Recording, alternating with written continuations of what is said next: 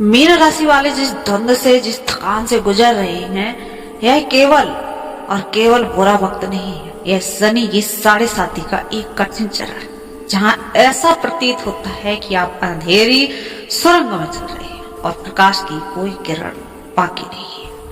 किंतु वैदिक ज्योतिष जो है वो इस सिद्धांत है कि ब्रह्मांड में ऊर्जा कभी स्थिर नहीं रहती और जनवरी 2026 आपके जीवन में केवल एक नया महीना नहीं, केवल एक नई साल नहीं, बल्कि युगांतकारी परिवर्तन लेकर आ रहा है। तो चलिए बात करते हैं सितारों की। सितारों का यह निर्णय आपके पक्ष पर कैसे झुकने वाला है। सबसे पहले आपके लग्न यानी आपके मस्तक पर, आपकी राशि में स्वयं शनि देव विराजमान है। आप 7.5 के दूसरे चरण में है। शनि जब लग्न में होते हैं तो व्यक्ति को गंभीर बना देते हैं। ये आपको थोड़ा जिद्दी भी बनाएंगे और थोड़ा सुस्त भी कर सकते हैं। लेकिन अच्छी खबर यह है कि आपके चौथे भाव में आपके राशि स्वामी देव गुरु बृहस्पति बैठे हैं और वह अकेले नहीं है, उनके साथ चंद्रमा का संयोग बढ़ रहा है, जिससे गज केसरी योग का भी निर्माण हो रहा है। दोस्तों, केंद्र में गुरु का होना एक सुरक्षा कवच की तरह होता है। भले ही शनि में लगन में है, लेकिन गुरु की अमृत दृष्टि आपके लग्न पर पड़ेगी और आपको हर मुसीबत से बचा सकती है। अब नजर डालते हैं उस पर जहां असली खेल हो रहा है, आपका 10वां भाव यानी कि कर्म भाव। जनवरी की शुरुआत में ग्रहों का मेला लगा हुआ है। सूर्य को जो सत्ता है, मंगल जो ऊर्जा है, बुध जो बुद्धि है और शुक्र जो लग्जरी, यह चारों ग्रह आपके कर्म भाव में एक साथ बैठे। इसे हम चतुर्ग्रही योग कहते हैं। इसका मतलब समझ रहे हैं आप? इसका मतलब है कि आपका पूरा फोकस, आपकी पूरी ऊर्जा और ब्रह्मांड की पूरी ताकत इस समय आपके काम पर केंद्रित है।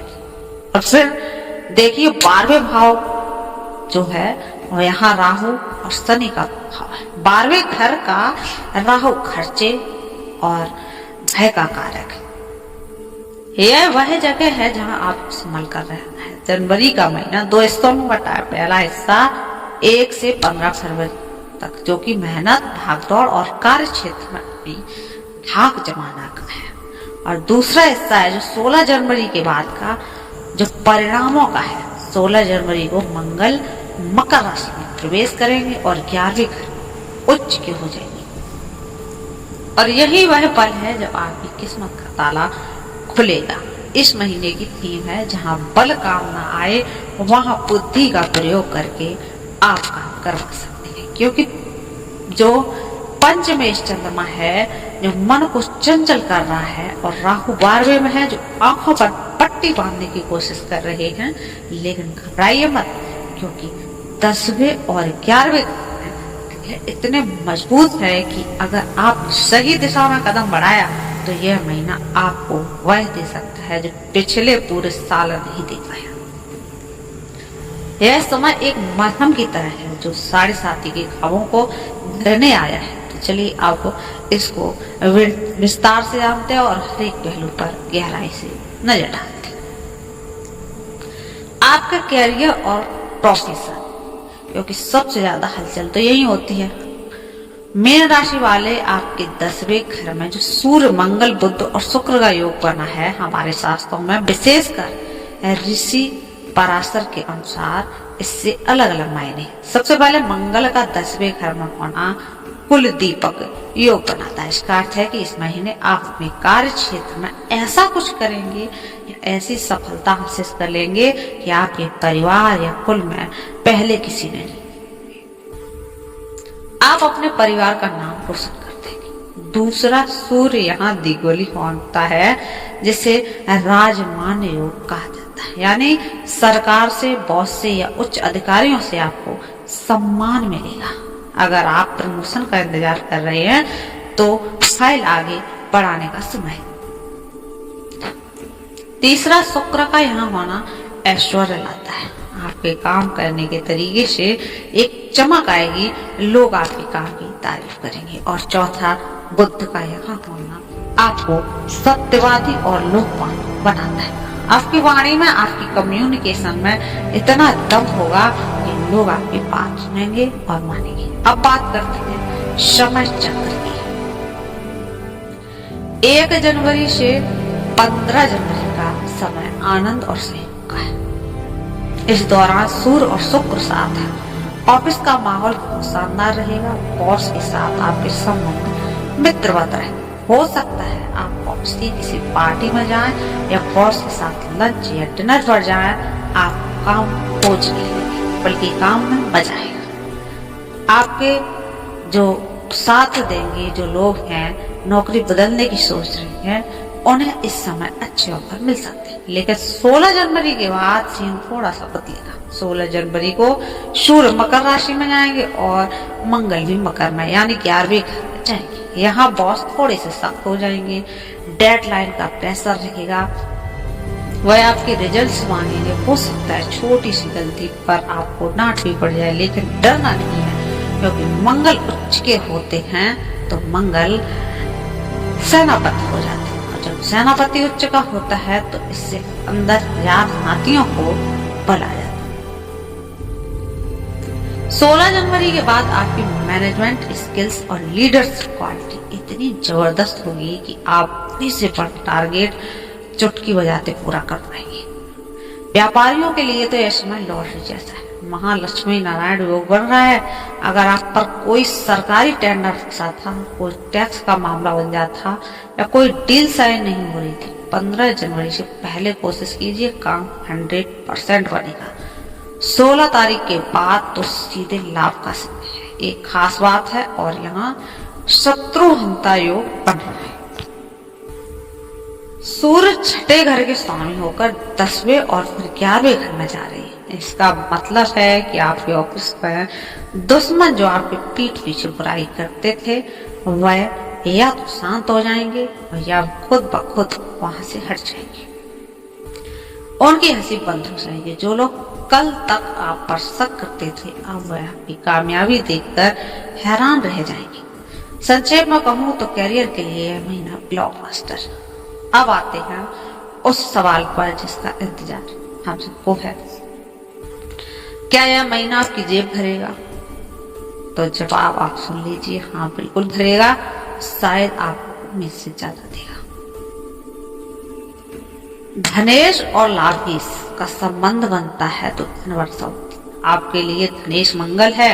महीने की शुरुआत में मंगल 10वें घर में है, जिसका मतलब है कर्म से धन। 1 से 15 तारीख तक पैसा आएगा, लेकिन मेहनत के बाद। लेकिन असली चमत्कार होगा 16 जनवरी को। मंगल आपके धन भाव के स्वामी होकर लाभ भाव में प्रवेश करेंगे और वहां उच्च के हो जाएंगे।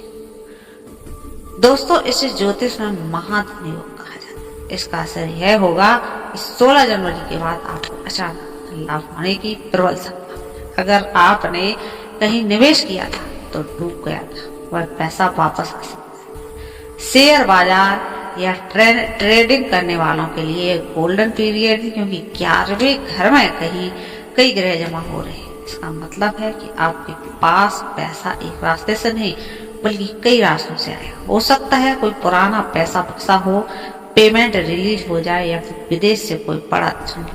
लेकिन यहाँ खर्चों को लेकर एक चेतावनी भी है। 12वें घर में राहु बैठे। राहु का काम है धुआं पैदा करना।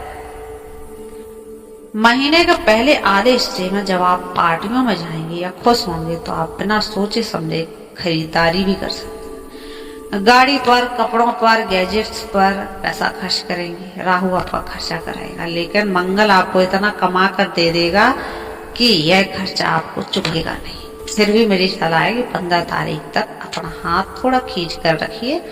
संपत्ति की अगर बात करें तो गजकेसरी योग 4थे भाव में बना। अगर आप कोई प्रॉपर्टी बेचना या खरीदना चाहते हैं तो यह महीना बहुत शुभ है। विशेषकर अगर आप कोई पुश्तैनी जमीन या गांव की जमीन से जुड़ा कोई फैसला लेना चाहते हैं, यह समय बिल्कुल सही है। पैसा और कैरियर तो ठीक है, लेकिन घर परिवार और रिश्तों का क्या, उनकी भी बात करते हैं। सबसे पहले परिवार की बात करें तो 4थे घर में गुरु और चंद्रमा का होना एक आशीर्वाद है। घर का माहौल बहुत धार्मिक और शांतिपूर्ण रहेगा। हो सकता है आप अपने माता पिता के साथ किसी तीर्थ यात्रा पर चले जाएं, कोई पूजा पाठ करवा लें। प्रेम का भी एक पेज है जीवन में। सातवें घर के स्वामी बुध हैं। महीने के शुरुआत में बुध शुक्र के साथ हैं। आप पार्टनर के साथ घूमने जा सकते हैं, रोमांस बढ़ेगा। परंतु शनि आपके लग्न में बैठकर सातवें घर को अपनी तीसरी दृष्टि से देख रहे हैं। शनि ईगो लाते हैं। आप देखेंगे छोटी छोटी बातों पर, बेमतलब की बातों पर आपके पार्टनर के साथ बहस हो सकती है। मौन रहना इस महीने का सबसे बड़ा हथियार है। पति के साथ और सास के साथ वरना आपकी कोई बात उनको बुरी लग सकती है। छोटी छोटी बातों को दिल पर ना लें। कुल मिलाकर यह महीना आपको परिवार की धुरी बनाएगा। आप बात करते हैं स्वास्थ्य की। सेहत के मामले में जनवरी का महीना अच्छा है।